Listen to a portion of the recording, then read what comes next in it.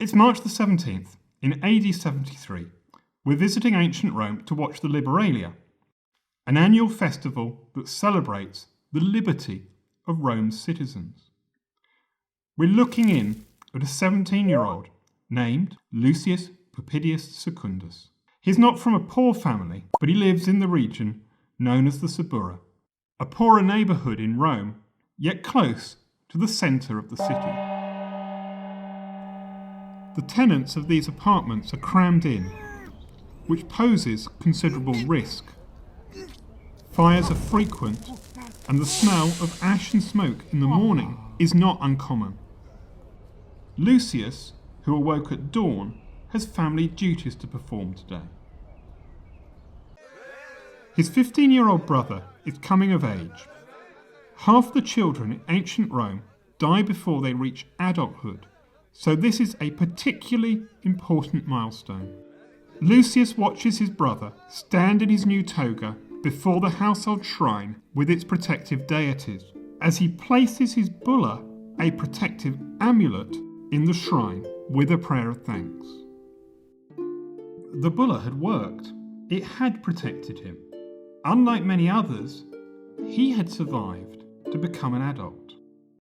At 17, Lucius has almost completed his education. He has learned to speak well, make public speeches, and how to read and write both Latin and Greek. His father has taught him the types of things you can't learn in the classroom. How to run, how to swim, and how to fight. Lucius could choose at 17 to become a military tribune and command soldiers on the edge of the empire. But in other ways, Lucius is still a child.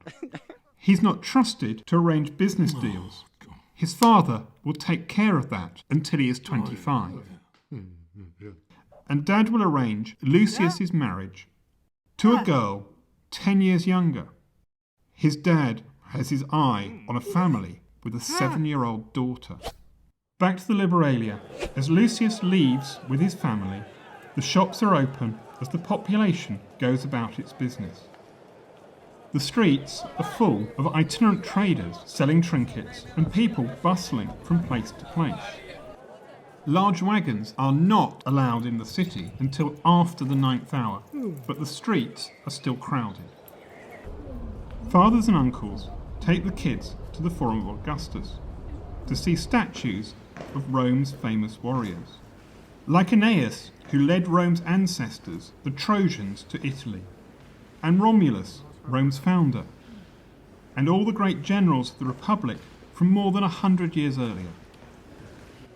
Lovingly, we can imagine fathers and guardians with their now adult children remembering stories of Rome's glory and retelling the good deeds and sayings of the great men of the past. Lessons on how to live well and to overcome the follies of youth. There is a sense of history in this place, relevant to their present. Romans made an empire without end in time and space. Rome was destined to be eternal through warfare. Wars were a fact of life, even in AD 73. There are campaigns in the north of England and into Scotland, to the north of the River Danube into Romania, and on the frontier between Syria and Iraq to the east. It's now the 8th hour, time to head for the baths. Lucius and his family head up the Via Lata, the wide street, to the Campus Martius and the enormous Baths of Agrippa. The family members leave the clients and freedmen outside and enter the baths with their peer group. Baths have changed from dark steamy rooms to light ones. The Romans had perfected window glass.